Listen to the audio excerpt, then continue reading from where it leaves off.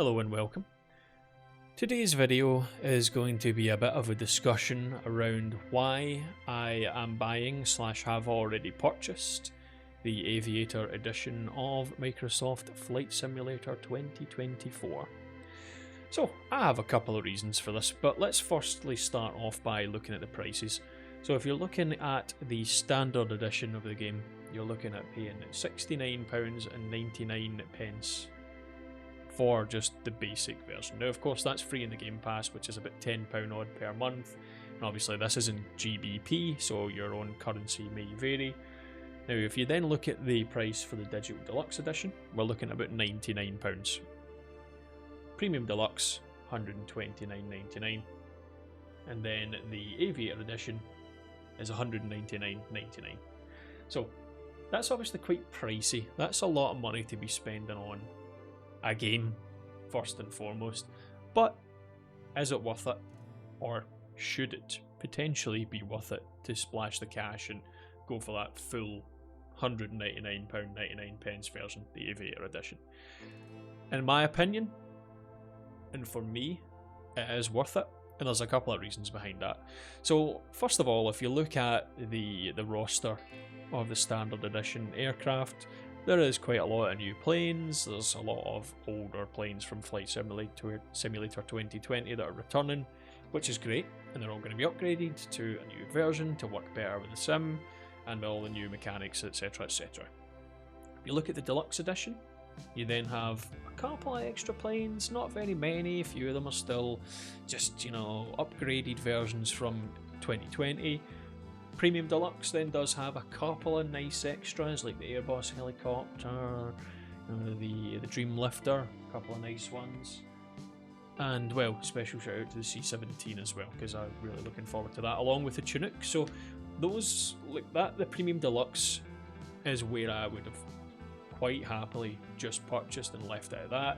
And as discussed, that Premium Deluxe Edition was, how much was that again? That was £129.99.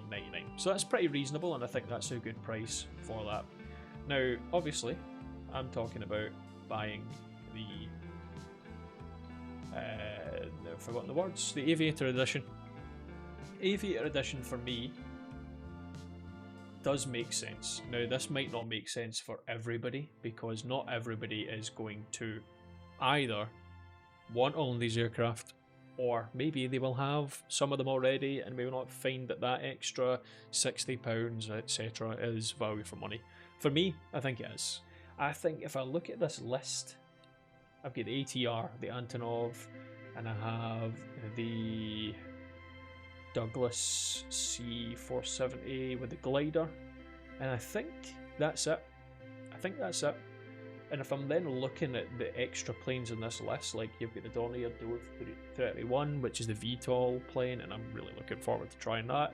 You've got the massive Doe X flying boat, you've got the Skyvan, there's a couple of extras like the Westland Scout and Wasp, I really want to try those, and the Boeing 707.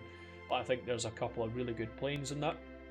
If I think about the price of those individually, if I was to try and buy them, and I don't have the prices to hand, I'll be honest, but if you're thinking about, £15, £20, £30 per aircraft, which is quite reasonable for the level of the detail for those planes, that's a lot of money.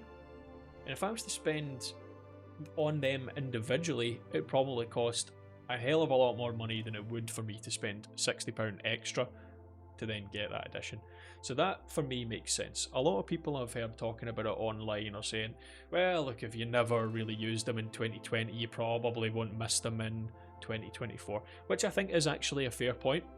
However, to flip that a little bit, all of these aircraft from Aviator, from Premium Deluxe, from all the other versions that you can get, will be able to be used in career mode, for example.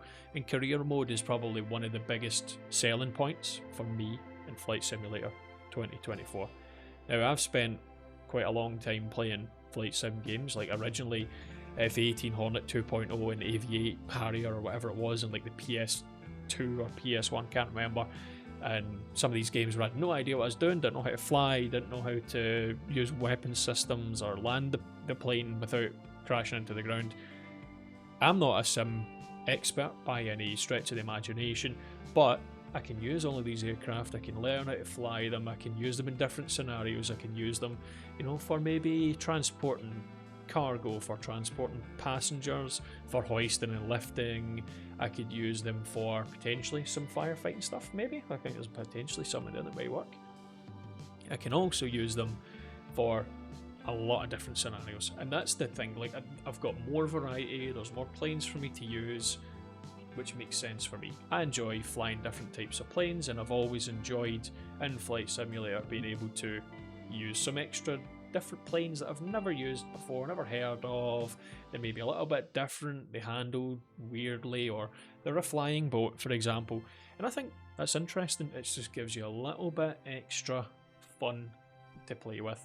And if you want to then dive deep into those and learn how to fly them properly and do your transatlantic flights in a flying boat, why not? You can do that. You've got that extra bit of ability to do something that you couldn't do before.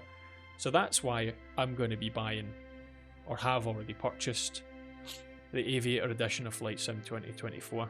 I think for me it does make sense. It is a lot of money, and it's not even released yet, but I think if I'm thinking about the benefit of the extra aircraft, the ability to use them in career mode, I hope, and just having more variety to enjoy in the simulator, that makes a lot of sense for me. Not everybody's going to feel the same way. I understand that that's the case. Everybody's going to have a different opinion on that, but why not have more when you can have more? That makes sense. Now, yeah, a lot of money, £200, not great. Could it have been a bit cheaper? Probably. But I think if I'm thinking about that reasonably and rationally, the amount of extra money it would have cost me on those extra planes individually, it would have been a lot more money. And this way I'm saving a bit of extra cash. I've got a lot of extra planes. Why not? Well, anyway, that's all I really wanted to say about that. I think that does make sense for me. I'm sure not everybody is going to agree, and there's going to be a few different opinions. But do you know what? That's what it's all about. We're all here to discuss these things, and hopefully we can all see eye to eye, and hopefully nobody is a bit annoyed about other people's choices. But you know, if you do feel you've got a different opinion or you want to weigh in, then feel free to let me know in the comments section below. And this is a new format of video for me. I've tried to branch out a little bit and maybe explore some new content, I guess.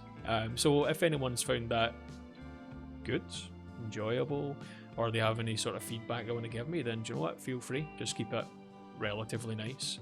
And if you don't mind, maybe you could subscribe down below, you can ring the bell, and you can always like or dislike the video depending on how you feel.